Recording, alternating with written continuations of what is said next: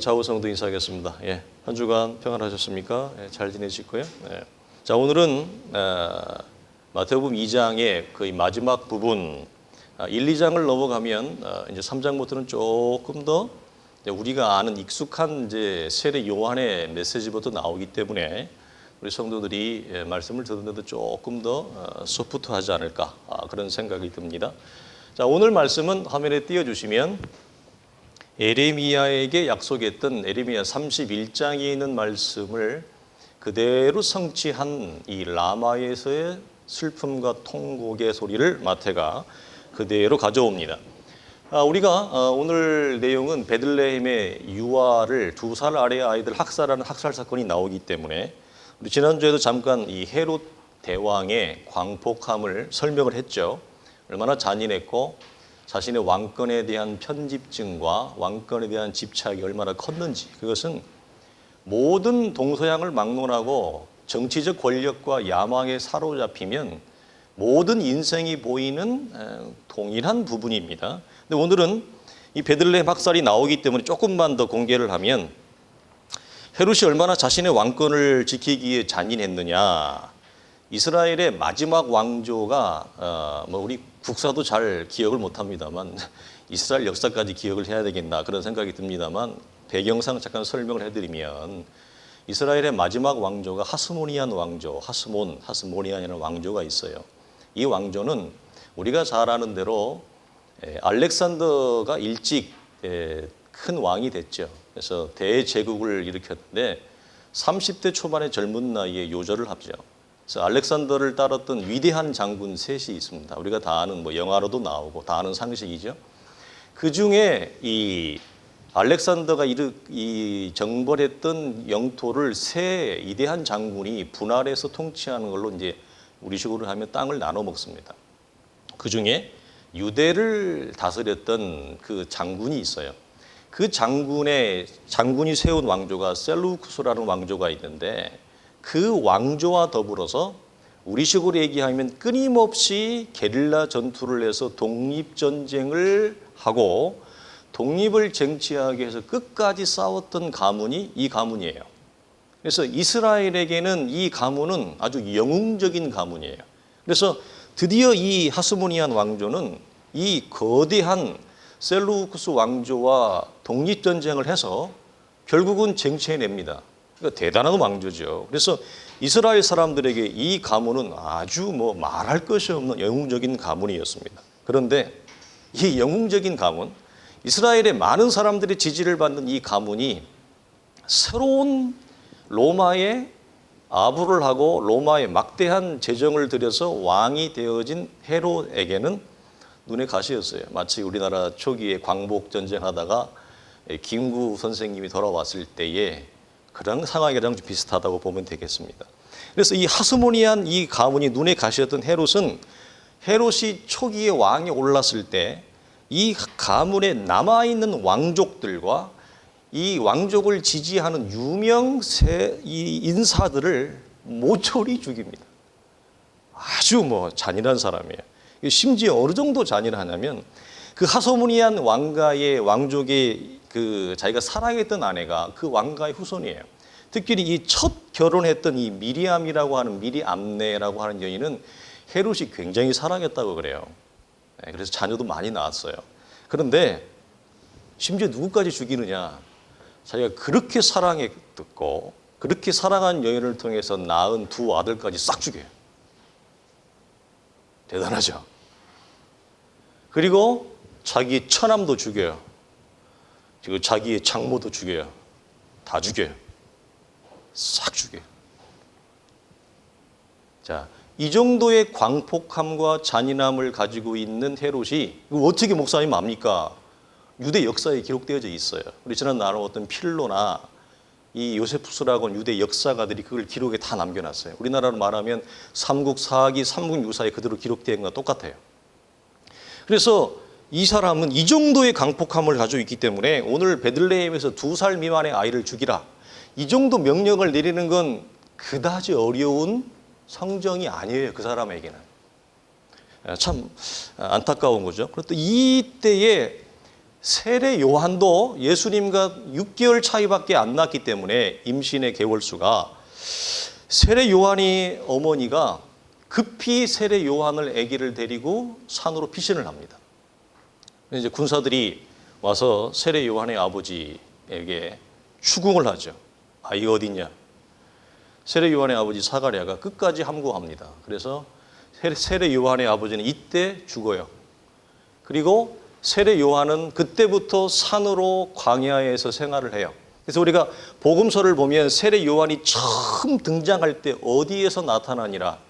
빈들에서 나타나니라. 그리고 세례 요한은 그닥 활동했을 당시에 이미 자기 아버지를 죽였던 헤롯 대왕은 이미 죽고 그 아들이 통치하던 때에 이 세례 요한이 사역을 하는데 그 아버지의 피를 닮아서 그 헤롯 대왕의 자녀들도 만만치가 않습니다. 그래서 그 헤롯 대왕은 세례 요한은 자기 아버지는 헤롯 대왕한테 죽고 자기는 그 헤롯 대왕의 아들한테 살로메의 쟁반에 목이 달려서 죽는, 어떻게 보면 일상적으로 얘기하면 참 비참한 모습입니다. 그래서 세례 요한은 그 헤롯 대왕의 아들이 통치하고 있는 그 시대에 아주 강력하게 메시지를 외쳐요. 그것도 굉장히 부패했기 때문에 그렇습니다. 어쨌든 이런 배경 속에서 오늘 이 헤롯의 분노로 2살 미만의 사내 아기를 죽이라는 이 베들레헴 유아 대학살, 그리고 라마에서 라헬이 통곡하는 이 두 사건은 어떤 연관성을 가지고 있기에 마태가 서로 이것을 연결하고 약속과 성취의 말씀으로 가져왔느냐, 그 이유를 우리가 살펴서 알고자 합니다. 먼저 오늘 본문 18절을 보면 2개의 단서가 나오는데, 첫째는 지역 이름이고 하나는 사람 이름입니다. 지역은 라마라고 하는 지역이고, 이 라마라고 하는 것은 구약에서 상당히 지명도가 있는 지역이에요. 그리고 라헬은 우리가 아는 대로 야곱의 아내의 이름이죠. 먼저 익숙한 라헬을 보면, 라헬은 이 야곱의 아내, 이 야곱의 부인으로 자녀를 낳게 되어지죠. 그런데 자녀를 이렇게 많이 낳지는 못합니다. 레아가 먼저 6을 두고 라헬이 2를 두게 되어지는데, 라헬의 2 아들은 이스라엘에 큰 역할을 해요. 대표적으로 요셉이죠. 요셉과 베냐민을 둡니다. 근데 우리가 확인할 것은 라헬은 오늘날로 봐도 많은 자녀는 아니지만 고대 시대의 2은 뭐 그렇게 많이 난 게 아니에요. 요셉과 베냐민이라는 2 아들을 분명히 두었습니다. 그런데 오늘 본문 18절은 뭐라고 얘기하냐면 전부 다 그가 자식이 없어서 위로받기를 거절했다라고 하는 말로 우리에게 설명을 해줍니다. 왜 마태가 분명히 요셉과 베냐민이라고 하는 2 자녀가 있었음에도 불구하고 없다, 자식이 없었으므로라고 기록을 하느냐라고 하는 우리가 궁금증을 갖습니다. 그녀의 자녀들에게 무슨 일이 있었기에 라헬이 위로를 하는데 위로를 거절하는 거예요. 지금 무슨 말이에요? 위로가 안 된다는 거예요. 우리가 슬픔을 당했는데, 그러니까 이 믿음의 동력자들에게 우리가 위로할 때가 있어요. 그런데 슬픔의 깊이가 너무 크면 위로가 안 될 때가 있어요. 그래서 라헬이 위로를 했는데 위로가 안 될 정도로 그런 통곡한다는 거예요. 자, 우리는 이제 다음 단서인 라마라고 하는 지역을 가볼까요? 박스를 좀 보여주시겠어요? 3가지. 라마는 이 아들 베냐민의 경내, 이 베냐민 지파. 지파라고 하는 말을 한국말로 하면 뭐라고 그랬어요? 가문이에요, 가문. 베냐민 가문의 이 행정구역 내에 있는 지역이에요. 2번째는 이 라마는 라헬의 무덤이 있던 전통적인 장소예요. 그래서 사무엘상을 참조하시면 봅니다. 또 마지막 하나는 뭐냐면, 대표적으로 이스라엘이 바벨론에 의해서 완전히 붕괴되어졌을 때 이스라엘을 이제 포로로 끌려갈 때 집결했던 그 장소가 어디냐면 라마라고 하는 북쪽에 있는 장소입니다. 자, 여기까지 정리해 보면 이런 결론이 나와요. 라헬의 자녀는 요셉과 베냐민을 말하는 것이 아니고 라헬의 후손, 즉 후대의 이스라엘을 말하는 것임을 알 수 있습니다. 왜냐하면 라헬에게는 이미 2명의 자녀가 있었기 때문입니다. 그리고 라헬이 가지는 상징성이 있어요. 그게 뭐냐면 이스라엘의 12지파를 상징하며 대표하는 이스라엘의 어떤 국모 같은 전체의 모든 이스라엘 후손들의 어머니라고 하는 상징성을 갖습니다. 그렇다면 라헬이 라마에서 우는 이유는 이거죠. 이스라엘이 북이스라엘, 특별히 바벨론에 의해서 완전히 붕괴되어지고 패망해서 라마라고 하는 지역에 집결을 해서 자기의 후손들이 모든 것을 패망하고 잃어버리고 거대한 바벨론 대제국에 의해서 끌려가는 거예요. 예전에 우리나라 청나라 시절 때 그랬던 것처럼 철철철철 수도 없는 자신의 후손들이, 근데 그 장소에 누구의 무덤이 있더라? 이스라엘의 국모의 자리에 있던 라헬의 무덤이 있는 거예요. 그러니까 라헬이 죽어서까지 자신의 후손들이 하나님의 말씀에 지속적인 불순종을 통해서 돌아오라고 그렇게 많은 간곡한 부탁을 했지만 말씀을 거역하고 불순종과 패역의 길을 걸었던 그의 후손들이 드디어 바벨론에 의해서 온전히 패망하고 갈 곳 없는 나라가 되어져서 그의 후손들이 포로로 끌려가는 모습을 무덤에서 지켜보고 있는 거예요. 이것을 마태가 또 에레미야가 얘기하고 있는 것입니다. 그래서 자식이 둘이 있었습니다만 그의 진정한 자식은 요셉과 베냐민이 아니라 이스라엘의 후손들이었습니다. 그래서 그가 자식이 없으므로 라고 얘기하는 것입니다. 이제 우리에게 남아져 있는 마지막 한 가지 의문은 이것입니다. 그렇다면 라헬이 라마에서 우는 것과 베들레헴에서의 통곡, 자녀를 잃어버린 어머니의 울음소리가 어떤 관계성을 가지고 있느냐. 우리가 좀 눈치가 빠른 분들은 이게 울음소리, 통곡소리 둘 다 공통점이 뭐예요? 라헬도 자기의 자손들, 후손들이 학살당하고 포로로 끌려가는 것.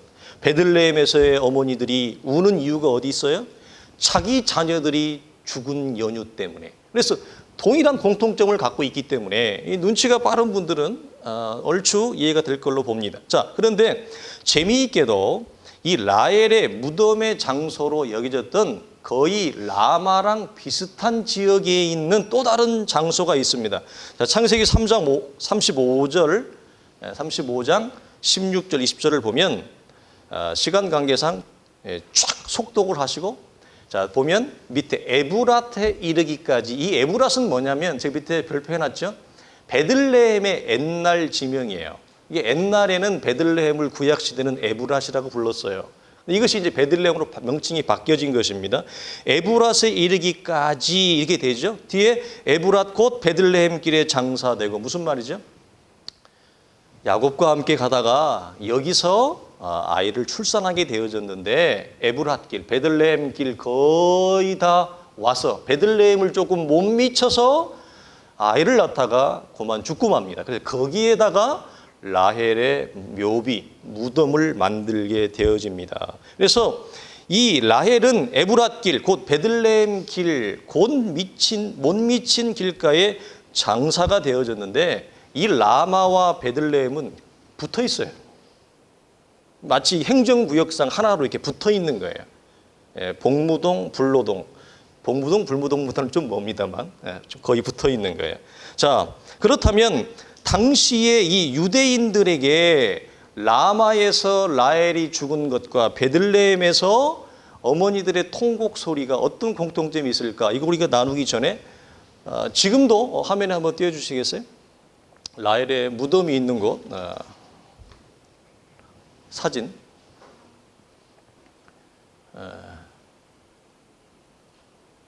눈에 보여요? 저기 몇 번 버스죠? 163번을 타면 어디로 가느냐? 라헬의 무덤으로 간대요. 저기는 어디냐면 예루살렘 종합버스터미널. 그래서 기억할, 혹시 저기를 갈 기회가 있으면 163번을 타면 다음으로 넘겨보세요. 저기로 가요. 이게 현대식 건물이죠. 이게 새로 증축을 한 거예요. 옛날 라헬의 무덤이 아니라 저게 지금 베들레헴인데 베들레헴에 있는 라헬의 무덤을 1963년도에 리모델링을 한 거예요. 아마 그때 김정규 유사님 가서 하시지 않았나 싶은데, 저 가운데 빨간 거 보이죠? 위에?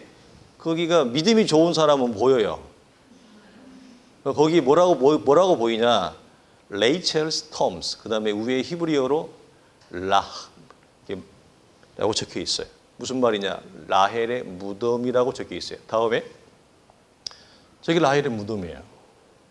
예, 이렇게 해놨는데 유대는 지금도 남과 여를 구별을 철저히 하기 때문에 라헬의 무덤에 들어가는 통로가 여자가 들어가는 통로와 남자가 들어가는 통로가 따로 있어요.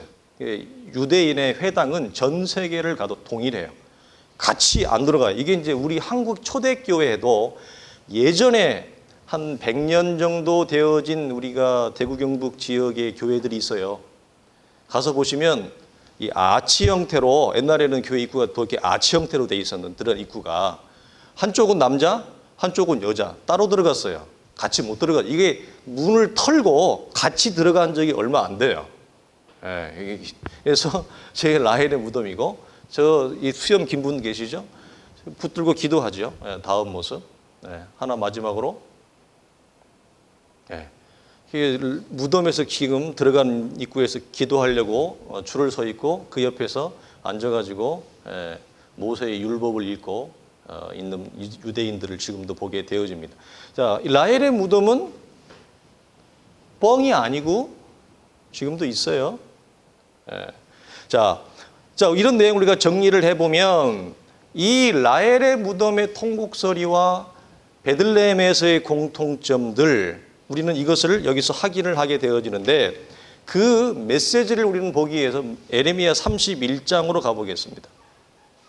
여기 어떤 메시지를 하나님이 이 라헬의 통곡소리에 담았느냐라고 한 말씀이 좀 깁니다만 제가 읽어드립니다. 여호와께서 이와 같이 말씀하시니라. 라마에 슬퍼하는 통곡하는 소리가 들리니 라헬이 그 자식 때문에 애곡하는 것이라. 그가 자식이 없어져서 위로받기를 거절하는도다. 여호와께서 이와 같이 말씀하시니라. 내 울음소리와 내 눈물을 멈추어라. 내일에 삭슬 받을 것인지 그들이 그의 대적의 땅에서 돌아오리라. 여호와의 말씀이니라. 너희 장래에 소망이 있을 것이라. 너희 자녀가 자기들의 지경으로 돌아오리라. 여호와의 말씀이니라. 에브라임이 스스로 탄식함을 내가 분명히 들었노니 주께서 나를 징벌하심에 멍에에 익숙하지 못한 송아지 같은 내가 징벌을 받았나이다. 주는 나의 하나님 여호와시니 나를 이끌어 돌이키소서. 그리하시면 내가 돌아오겠나이다. 내가 돌이킨 후에 뉘우쳤고 내가 교훈을 받은 후에 내가 볼기를 졌사오니 이는 어렸을 때의 치욕을 짐으로 부끄럽고 욕됨이니이다 하도다. 에브라임은 나의 사랑하는 아들, 기뻐하는 자식이 아니냐. 내가 그를 책망하여 말할 때마다 깊이 생각하노라. 그러므로 그를 위하여 내 창자가 들끓으니 내가 반드시 그를 불쌍히 여기리라. 여호와의 말씀이니라 돼 있어요. 여기서 마태가 인용한 건 15절 한 구절의 말씀이고, 마태가 우리에게 동족 유대인에게 하고 싶었던 말씀은 16절 이하에서부터입니다. 그의 백성이 하나님과 우리가 지난주 나누었죠. 호세아서의 말씀을 통해서 이스라엘이 가졌던 치명적인 신앙적인 맹점, 치명적인 신앙점의 이 공허함은 뭐였냐면 하나님의 마음을 전혀 생각하지 못해요. 하나님의 마음이, 우리를 향한 하나님의 심정이 어떤지인가를 도무지 그들의 삶에서는 헤아릴 수가 없었어요. 그 헤아릴 수 없는 첫 번째 강력한 표시가 뭐였냐면 그들은 하나님의 말씀을 말씀으로 여기질 않았어요. 이것이 이스라엘의 패망의 근본적인 원인이었어요. 이런 이스라엘을 하나님께서 이제 라마에서 이스라엘이 다 집결해서, 하나님이 그토록 오랫동안 기다리고 참고 인내했음에도 불구하고 결국 하나님의 말씀을 저버리고 하나님의 마음을 저버린 이스라엘이 이제 마지막 처한 게 뭐냐면 라마에서 집결해서 포로로 끌려가는 것만 남았어요. 그 상황에서 에레미야에게 하나님의 영이 임해서 주어진 말씀이에요, 이 말씀. 그래서 하나님이 그 백성에게 뭐라고 에레미야를 통해 말씀하시? 내가 에브라임이 스스로 탄식함을 내가 분명히 들었나니 그의 백성 이스라엘을 다시 세우리라. 내가 다시 이들을 고치리라. 패역하고 불순종하며 하나님이 누구신지 하나님의 말씀이 무엇인지 관심도 없고 그들의 삶의 목적은 보이는 것과 보이는 것을 추구하는 것이 전부였던 그들에게 하나님이 내가 너를 그럼에도 불구하고 다시 세우겠다. 내가 그럼에도 불구하고 너를 다시 고치겠다. 이런 사랑과 위로의 말씀을 에레미야에게 이게 포로로 끌려가면서 주는 말씀이에요. 그래서 에브라임이 스스로 탄식함을 내가 분명히 들었다. 이렇게 하나님이 그 사랑에 들끓는 마음을 하나님의 분노의 마음이 다시 사랑과 위로의 궁율의 마음으로 바뀌는 그 근본적인 말씀이 뭐냐? 이 백성이, 내 백성이 스스로 탄식하는 걸 내가 들었다. 이게 여러분 우리가 자식을 키워보면 똑같아요. 속썩이고 천지를 모르고 좌우를 모르고 내일을 모르고 그냥 보이는 것을 쫓아서 그냥 재미를 쫓아서 살아가는 이스라엘, 우리의 자녀들, 그런 부분들 우리 속에 분명히 보입니다. 그럴 때 하나님이 그의 백성을 위해서 매를 들었어요. 근데 이 매를 하나님이 들고 싶어서 들었던 게 아니에요. 어쩔 수 없이 매를 들을 수밖에 없었던 하나님의 심정을 토로하면서 내가 어쩔 수 없이 매를 한 대 댔지만 매를 한 대 맞았던 이 자식이 뭐를 하는 걸 들었다. 내가 스스로 탄식함을 내가 들었다. 하나님이 때리고 싶어서 때린 게 아니라 어쩔 수 없이 매를 들었는데 이 자식이 아야 하면서 내가 잘못했다라고 하는 탄식을 하나님이 듣는 거예요. 그러면서 하나님의 마음이 매를 듦과 동시에 어떻게 바뀐다? 이 자식을 내가 다시 살리겠다. 다시 돌이키겠다. 이 말을 하나님이 징계와 회복의 말씀을 동시에 여기서 에레미야를 통해서 하는 거예요. 사실 이때 에레미야는 라마에서 탈출해요. 같이 끌려가다가 에레미야가 탈출을 해가지고 이 하나님의 영이 임해서 이 말씀을 예언을 한 거예요, 여러분. 그러니까 얼마나 상황이 극박해요. 자, 특히 20절의 말씀을 보면 에브라임은 나의 사랑하는 아들, 기뻐하는 자식이 아니냐? 말을 징글징글하게 안 들어, 이 자식. 너무너무 부모의 마음을 헤아리지를 못해. 부모의 마음에 관심도 없어. 부모가 얼마나 힘들게 일하는지, 부모가 얼마나 힘들게 살아가는지 그런 거는 전혀 감지를 못해. 이게 이스라엘이에요. 그럼에도 불구하고 하나님이 뭐라고 하느냐? 이 이스라엘은 내가 기뻐하는 자식이 아니냐? 그럼에도 불구하고 하나님이 나는 이 자식을 이뻐한다. 말을 그렇게 안 듣는데 그러면서 내가 그를 책망하여 말할 때마다 뭐에 깊이 생각한 우리가 우리의 자녀들을 향해 때로 앉아놓고 훈계를 할 때 훈계할 때마다 우리의 마음속에 생각이 복잡해지잖아요. 마음속에 생각이 여러분 깊어지잖아요. 하나님이 그걸 얘기하는 것입니다. 그러므로 그를 위하여 내 창자가 속에서 얼마나 부르르 끓는지 내가 그를 불쌍히 여기노라. 이것이 하나님의 이스라엘 향한 여러분 마음이었어요. 자식에 대한 아비의 심정, 이것을 여러분 보이고 있는 것입니다. 여러분, 그래서 하나님이 이 이스라엘의 거룩한 백성으로 만들어가고 다듬어가기 위해서 그 뒤에 31절에 보면 새로운 언약을 하나님이 준비하고 세우겠다고 해요. 왜 그렇죠?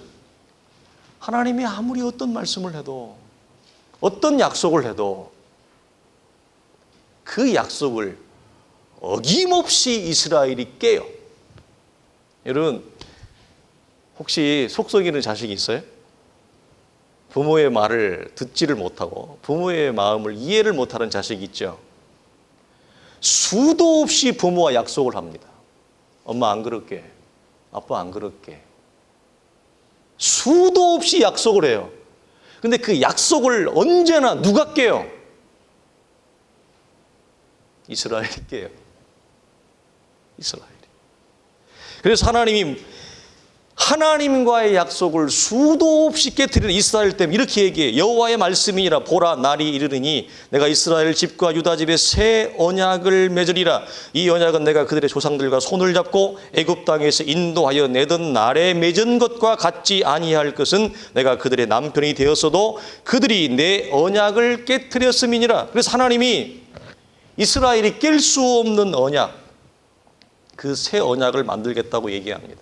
이것은 구약에서 하나님이 이스라엘과의 약속을 맺었던 율법적인 언약, 표면적이고 눈에 보이는 외형적인 언약으로 하나님이 이스라엘과 약속을 맺는 것이 아니라 처음부터 아예 깨어질 수 없는 언약을 만들겠다는 거예요. 왜 그렇죠?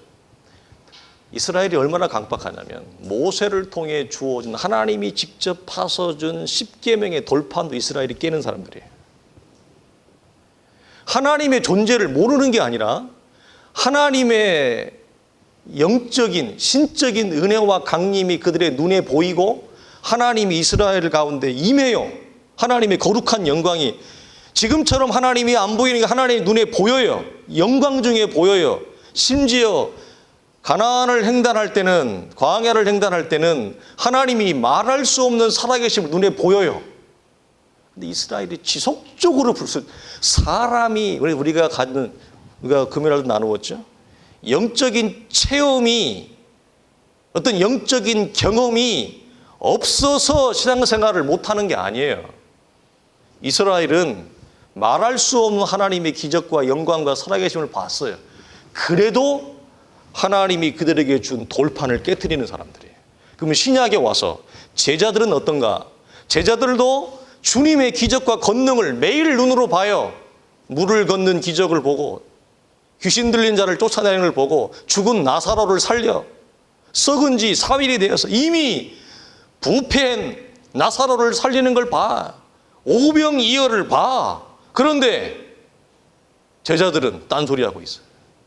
예수 그리스도의 마음을 전혀 몰라요. 그래서 우리가 마태복음의 거대한 주제가 뭐예요? 너희는 나를 누구라고 하느냐? 능력과 체험이 없어서, 능력과 체험이 부족해서 하나님의 살아계심을 체험하지 못해서 하나님의 말씀을 듣지 못하고 순종하지 못하고 내 마음대로 살아가는 게 아니라 예수 그리스도가 누구인지에 대한 성경적 이해가 안 돼 있으면 사람은 어떤 영적 체험을 해도 딴 길로 가게 돼 있어요. 이것이 이 사건을 통해 여러분 말씀해 주는 것입니다. 그래서 처음부터 깨어질 수 없는 눈에 보이지 않는 내면적인 약속, 언약, 지금 뭐예요? 우리의 속사람을 새롭게 하는 새로운 창조의 역사를 하나님이 일으키겠다. 이게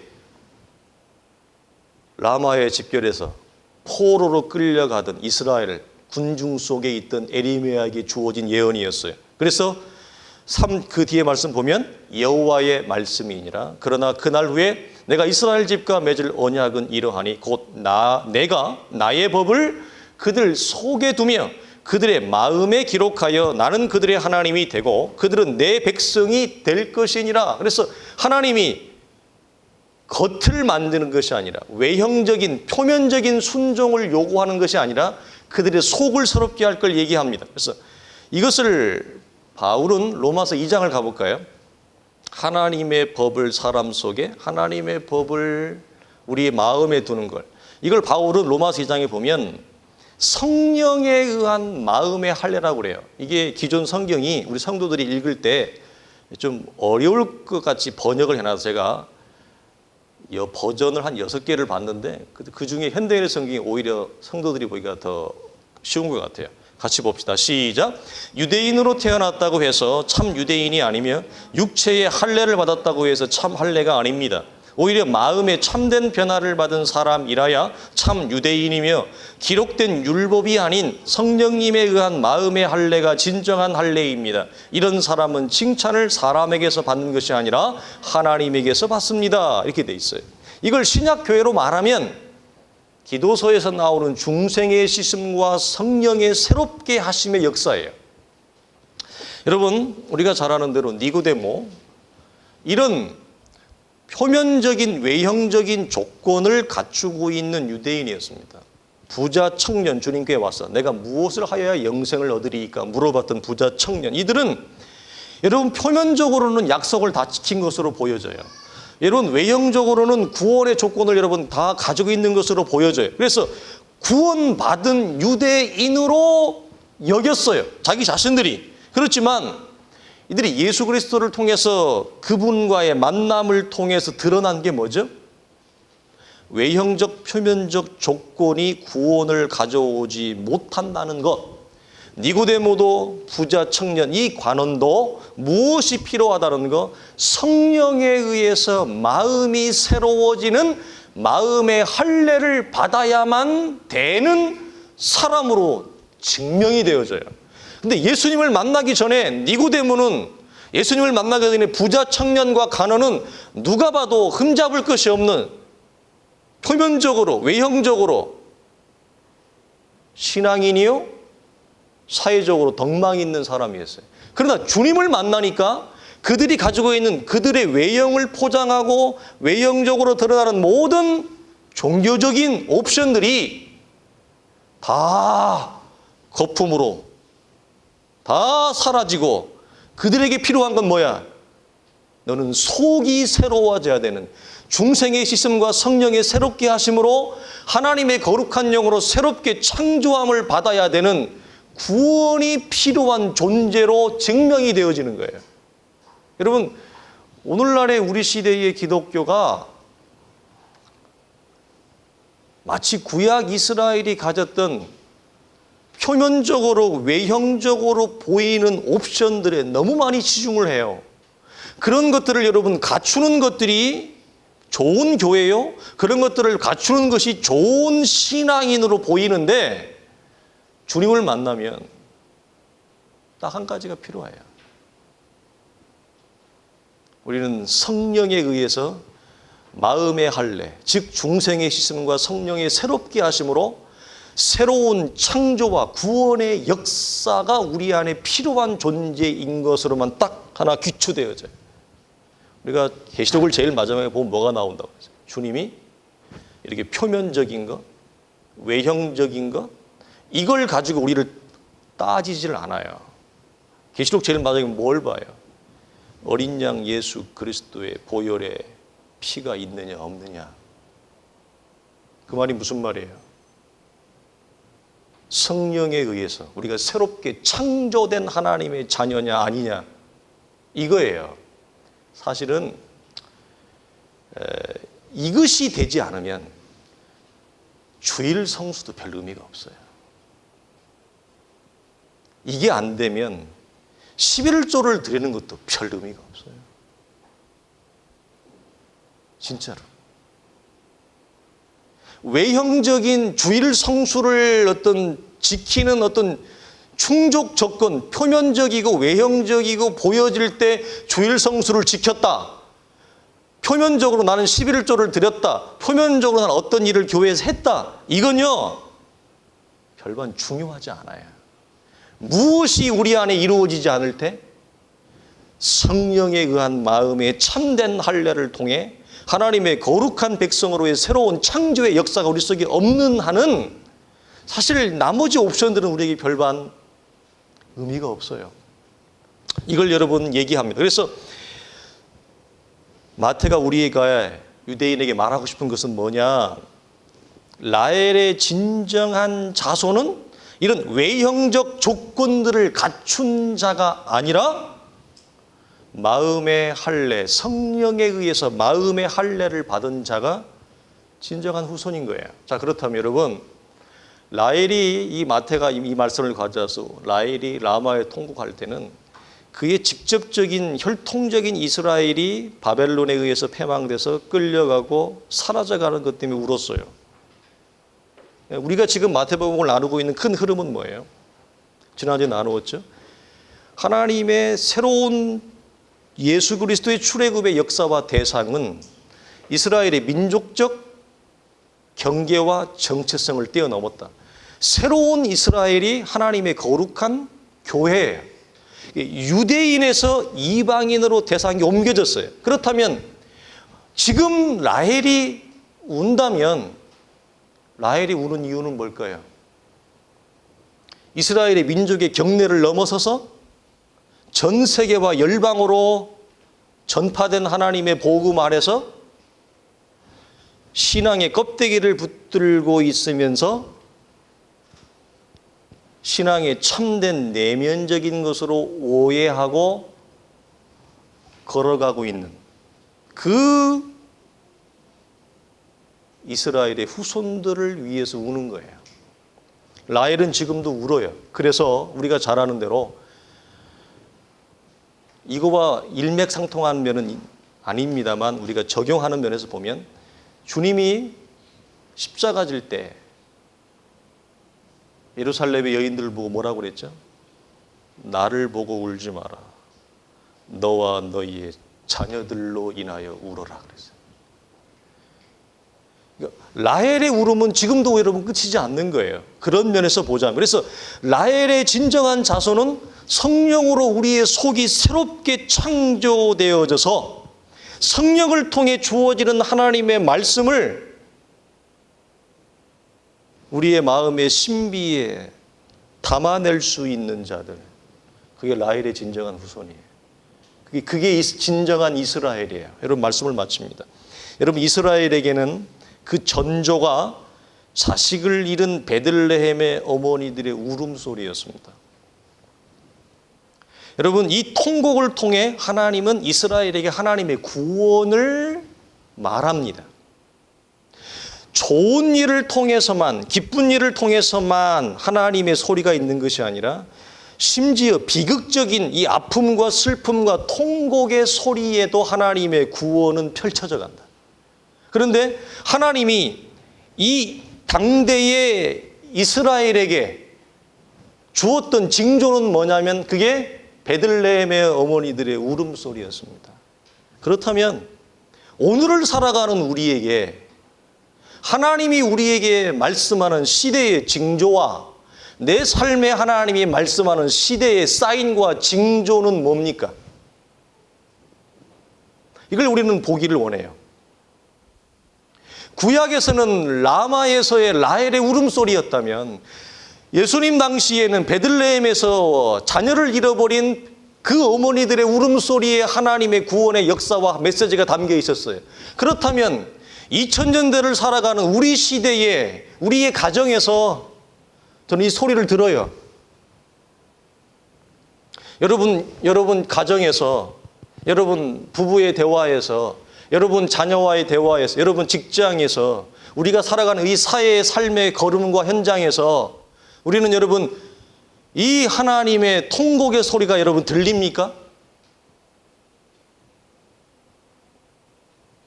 그 전조가 우리에게 들립니다.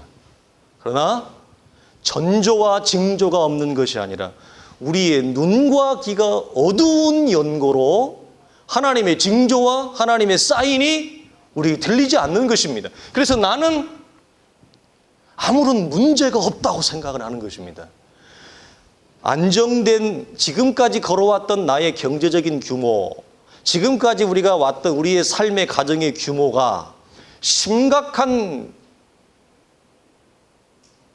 어려움이, 심각한 손실이 있지 않으면 나의 삶은 안정되고 나의 삶은 안락하고 나의 삶은 평안하고 아무런 문제가 없다고 우리는 그렇게 간주하고 생각을 합니다만, 만약에 우리의 눈과 귀가 하나님의 은혜로 열린다면 베들레헴의 어머니의 통곡 소리처럼 그 징조와 사인이 우리의 삶에 분명히 있습니다. 그러나 우리는 어쩌면 그것을 무시할지도 모릅니다. 그리고 어쩌면 우리는 그것을 듣고 싶지 않을 수도 있습니다. 그리고 내 삶은 아무 문제가 없어. 내 삶은 지금까지 왔던 대로, 작년에 왔던 대로, 올해도 이 상태대로 가니 아무런 문제가 없어. 이렇게 여러분 인정하고 갈지도 몰라요. 여러분 우리의 삶의 통곡이 무엇인가? 마지막으로 우리가 여러분 고민해 보고 싶은 거예요. 하나님은 내 삶의 통곡의 소리를 통해서 이스라엘의 구원을 이루셨던 역사를 펼쳤던 것처럼 내 삶의 아픔의 소리를 통해서, 내 삶의 여러분 질곡을 통해서 하나님은 당신의 구원의 역사를 이루어가는 축복이 돼요.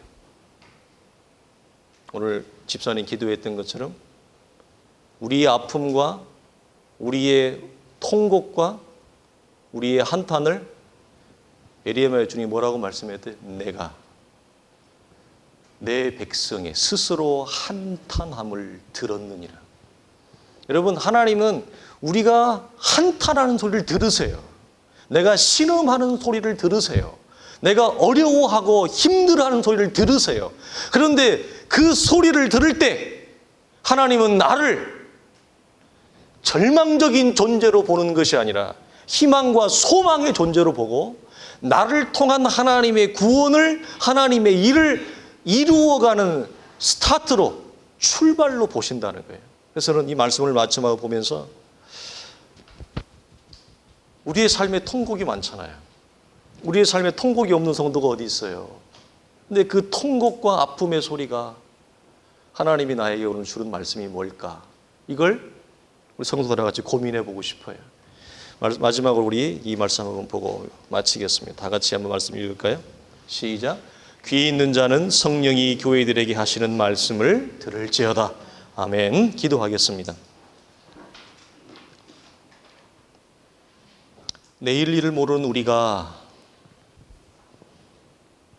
믿음을 가지고 허락하신 은혜를 쫓아 하나님 한 걸음 한 걸음 나아가지만 때로는 내가 기대하지 않았던 우리의 삶에 행운 같은, 럭키 같은 기쁜 일도 오고 전혀 하나님 예상하지 못했던 통곡과 아픔도 옵니다. 내 인생에 이런 일이 일어나는가? 왜 나의 삶에 이런 아픔이 있는가? 옆을 보고 앞을 보면 잘 사는 것 같고 또 뒤를 봐도 나보다 괜찮은 모습인 것 같은데 내 모습은 왜 항상 이렇고 나는 왜 항상 힘들고 나는 왜 항상 어려운가? 우리는 내 인생에 찾아온 이 통곡과 아픔의 현장에서 하나님을 원망하며 앞으로 나아가지 못하고 주저앉으며 또 사랑하는 가족과 우리의 이웃을 향하여 원망과 싸늘한 눈초리를 보낼 때가 많습니다. 주여, 우리를 불쌍히 여겨 주시옵소서. 하나님, 위대하시고 거룩하시고 크신 하나님은 이 아픔의 자리를 통해서도 나를 만들어 가시고 하나님의 거룩한 구원의 역사를 이루어 가시는 하나님이신 줄 압니다. 주여, 사랑하는 성도들에게 영안을 열어주시고 눈과 귀를 더 밝고 선명하게 열어주시어서 우리의 삶에 말씀하시는 하나님의 징조와 표적을 구별하여 그 표적과 징조를 통해 하나님의 거룩한 일하심이 온전히 성취되어지며 그 안에서 나 또한 하나님의 거룩한 백성으로 우뚝 설 수 있는 사랑하는 온 성도들의 거룩하고 열정적인 믿음의 걸음이 되게 하여 주옵소서. 우리 주 예수 그리스도의 이름으로 간절히 기도하오며 축복하옵나이다. 아멘. 이제는 우리 주 예수 그리스도의 은혜와 우리 하나님의 크신 사랑과 성령의 감화감동 역사하심이 오늘 우리에게 주어진 하나님의 징조와 말씀의 사인으로 인하여 하나님의 나라를 보며 하나님의 구원의 역사를 보며 그것으로 인하여 기뻐하며 즐거워하며 감격하기를 원하며 오늘도 믿음으로 우리의 삶을 모든 주어진 장애물들을 극복하며 뛰어넘으며 믿음으로 승리하기를 원하는 사랑하는 온 성도들의 복된 믿음의 걸음 위에 이제로부터 영원토록 항상 함께 있을지어다. 아멘.